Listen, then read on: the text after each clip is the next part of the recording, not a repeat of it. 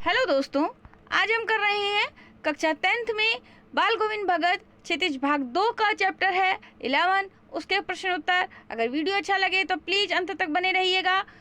Channel को भी like and subscribe कीजिएगा, शेयर भी कीजिएगा अपने दोस्तों के साथ ताकि वो वीडियो का लाभ ज़्यादा से ज़्यादा उठा सकें। चलिए हम बिना देर किए प्रारंभ करते हैं बाल गोविंद भगत के क्वेश्चन आंसर। सबसे पहला क्वेश्चन है, देखिए बच्चों, खेती बाड़ी से जुड़े गृहस्थ बाल गोविंद भगत अपनी किन चारित्रिक विशेषताओं के कारण साधु कहलाते थे? तो इसका उत्तर है बाल गोविंद भगत खेती बाड़ी से जुड़े गृहस्थ थे, फिर भी वे साधुता की श्रेणी में आते थे। क्योंकि क्या कारण थे? देखिए, वे कबीर को अपना साहब मानते थे, पहला कारण। दूसरा कारण है वे कबीर के पदों को ही गाते थे और उनके आदेशों पर चलते थे। तीसरा कारण है वे सभी से खरा व्यवहार रखते थे, यानी कि बिल्कुल सच्चा व्यवहार, और दो टूक बात कहने में ना कोई संकोच करते ना किसी से झगड़ते थे। चौथा कारण है, देखिए, वे अन्य किसी की चीज को बिना पूछे व्यवहार में भी नहीं लाते थे, यानी कि उपयोग नहीं करते थे, किसी चीज को अपने उपयोग में नहीं लेते थे जब तक कि उससे पूछ ना ले। पांचवा कारण है, वे अपनी प्रत्येक वस्तु पर साहब का अधिकार मानते थे, मतलब जो भी चीज दी हुई है वो कबीर साहब की दी हुई है, कबीर की दी हुई है, साहब की दी हुई है, तो वो उनकी वस्तु मानते थे। साहब यानी कि वो भगवान मानते थे कबीर को। अब देखिए दूसरा, भगत की पुत्रवधु उन्हें अकेले क्यों नहीं छोड़ना चाहती थी? इसके कारण बताइए। भगत की पुत्रवधु यानी कि बेटे की बहू उनको अकेला क्यों नहीं छोड़ना चाहती थी? उसका उत्तर देखिए, भगत के पुत्र की मौत से आहत पतोहू अपना शेष जीवन भगत की सेवा करते हुए बिताना चाहती थी। वह भगत को अकेला छोड़कर के नहीं जाना चाहती थी। वह जानती थी कि बुढ़ापे में भगत को कौन भोजन कराएगा, बीमार पड़े तो कौन सहारा देगा, बीमार पड़ने पर कौन पानी देगा, पुत्र की मृत्यु होने से घर में अकेले कैसे रहेंगे। इस प्रकार भगत की पुत्रवधु भगत का सहारा बन करके वही वैधव्य का जीवन व्यतीत काटना चाहती थी, अपना पूरा जीवन विधवा की तरीके से उनके साथ में ही रह करके काटना चाहती थी। तो बहुत सरल भाषा में, बहुत स्पष्ट भाषा में आंसर्स हैं बच्चों। ध्यान से सुनिएगा, पढ़िएगा, नोट करिएगा अपनी कॉपी में, ताकि आपके आने वाले पेपर्स में आपको कोई दिक्कत ना हो। देखिए तीसरा क्वेश्चन, भगत ने अपने बेटे की मृत्यु पर अपनी भावनाएं किस प्रकार व्यक्त की? तो इसका उत्तर सुनिए, अपने बेटे की मृत्यु पर भगत ने अपनी भावनाएं इस प्रकार व्यक्त की। जब बच्चे की मृत्यु हो जाती है किसी पिता के सामने, तो पिता अंदर से बिल्कुल टूट जाता है, लेकिन फिर भी भगत ने अपने आप को संभाले रखा और किस तरह की मनोभावनाएं उन्होंने दूसरे के सामने प्रदर्शित की वो बता रहे हैं। मृतक पुत्र को आंगन में चटाई पर लटाकर सफेद कपड़े से ढक दिया। मृतक पुत्र के ऊपर फूल और तुलसी के पत्ते बिखेर दिए और सिरहाने पर एक दीपक जलाकर रख दिया। तीसरा है, उसके समीप आसन पर बैठकर हमेशा की तरह कबीर के पदों को गाने लगे और पतोह को समझाने लगे कि आत्मा परमात्मा में मिल गई है, विरहणी अपने प्रेमी से जाकर के मिल गई है, यानी कि आत्मा अपने परमात्मा ईश्वर से जाकर के मिल गई है। पतोह को समझाते वह समय रोने का नहीं हो करके उत्सव मनाने का, और अपने पुत्रवधु को समझा रहे थे कि ये समय वास्तव में तो रोने का नहीं है, उत्सव मनाने का है, क्योंकि आत्मा का परमात्मा से मिलन का समय है।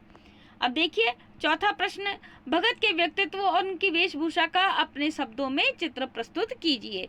तो इसका उत्तर है, देखिए, 60 वर्षीय भगत एकदम गोरे चिट्टे मंझौले कद के व्यक्ति थे। उनके व्यक्तित्व का वर्णन करना है, उनकी वेशभूषा का वर्णन करना है। तो 60 वर्ष के थे, एकदम गोरे चिट्टे मंझौले कद के, यानी कि मध्यम काठी के व्यक्ति थे, जिनके बाल पके हुए थे, बिल्कुल सफेद थे। उनका चेहरा हमेशा सफेद बालों से जगमगाता रहता था, किंतु सन्यासियों की तरह जटाजूट बालों में नहीं रखते थे। वे कपड़े कम पहनते थे। कपड़े के नाम पर उनकी कमर में लंगोटी और सिर पर कबीर पंथियों जैसी टोपी होती थी। सर्दियों में के दिनों में काली कमली ओढ़े रखते थे। कमली का मतलब है कंबल ओढ़े रखते थे। माथे पर रामानंदी तिलक लगा रहता था। गले में तुलसी की बनी बेडोल माला डली रहती थी। इस तरह साधु वेश में रहते थे। उनका जीवन आदर्श साधुता से परिपूर्ण था। तो यह हुआ आपके पास में चौथे नंबर क्वेश्चन का आंसर। पांचवा नंबर क्वेश्चन है, देखिए आपके पास में बच्चों, बाल गोविंद भगत की दिनचर्या लोगों के अचरज का कारण क्यों थी? तो इसका उत्तर, बाल गोविंद भगत की दिनचर्या का प्रत्येक कार्य आश्चर्यजनक होता था। जैसे अब उनकी दिनचर्या बता रखी है कि उनकी दिनचर्या में क्या क्या कार्य वो करते थे रोजाना के, वो देखिए।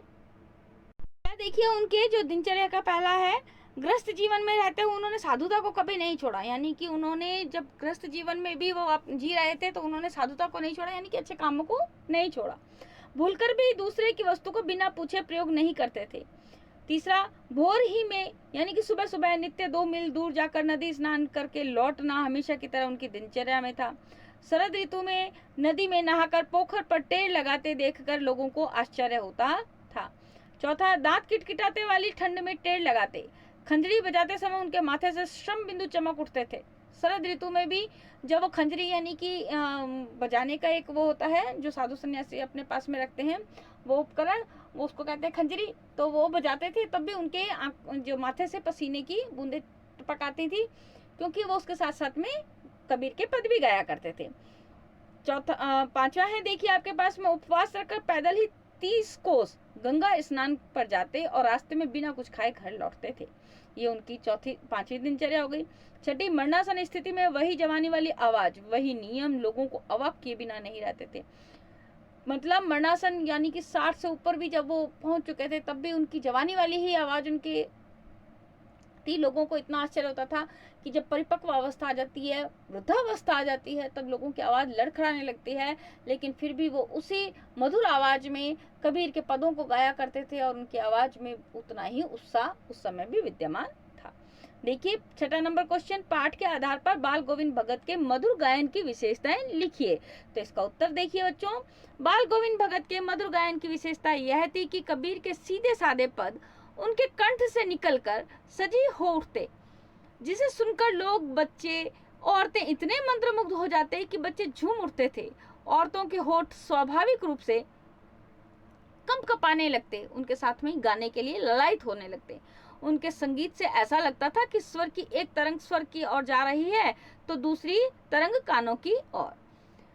सातवां नंबर क्वेश्चन है, कुछ मार्मिक प्रसंगों के आधार पर यह दिखाई देता है कि बाल गोविंद भगत प्रचलित सामाजिक मान्यताओं को नहीं मानते थे।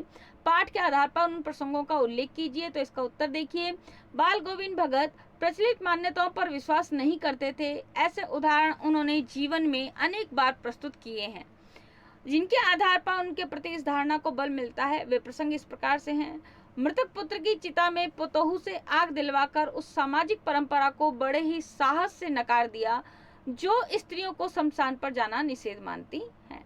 दूसरा है, विधवा नारी के प्रति लोगों की प्राचीन धारणा यह थी कि विधवा का पुनर्विवाह धार्मिक परंपरा के विरुद्ध है, जिसे उन्होंने बड़ी सरलता और दृढ़ता से नकार दिया। जब उनकी पतोहू विधवा हुई तो उन्होंने कहा कि नहीं, मैं इसकी वापस पुनः शादी करूंगा। हालांकि वो नहीं जाना चाहती थी, लेकिन फिर भी उन्होंने अपने मन के विचार उद्गार लोगों के सामने समक्ष रखे। और इतने उस समय को देखते हुए जब लोग बाग वैधव्य के जीवन को वास्तव में नारकीय जीवन बना देते थे, उस समय उनके विचार वास्तव में क्रांति लाने वाले थे। उन्होंने बड़ी सरलता और दृढ़ता से नकार दिया और पतोहू के पुनर्विवाह का आदेश भी दे दिया।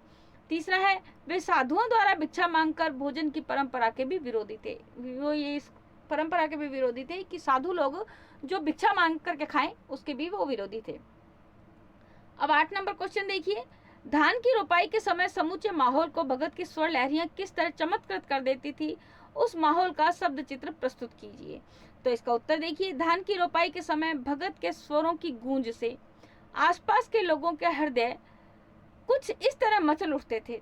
पहला, आषाढ़ मास की रिमझिम वर्षा, आकाश में बादल, ठंडी पुरवाई हवा के बीच कहीं से कानों को झंकृत कर देने वाली स्वर लहरियां सुनाई देती थी। दूसरा है, स्वर कान में पड़ते ही पानी में खेलते हुए बच्चे झूम उठते। खेत की मेड़ पर कलेवा लिए बैठी हुई औरतों के होठ स्वयं ही स्वाभाविक रूप से कंपन करने लगते। तीसरा नंबर, खेतों में हल हाँकते कृषकों के पैर एक ताल से उठने लगते। चौथा नंबर, खेतों में रोपनी करने वालों की उंगलियां विशेष क्रम में चलने लगती। तो ये हुए आपके पास में बच्चों बाल गोविंद भगत रामवृक्ष बेनीपुरी द्वारा लिखा गया ये अध्याय। इस पाठ के प्रश्न उत्तर। अगर वीडियो अच्छा लगा हो तो प्लीज लाइक, कमेंट और शेयर करना बिल्कुल भी ना भूलें। चैनल को भी सब्सक्राइब करना ना भूलें, ताकि मेरे आने वाले वीडियो आपको समय समय पर मिल सकें और आप इनका लाभ उठा सकें।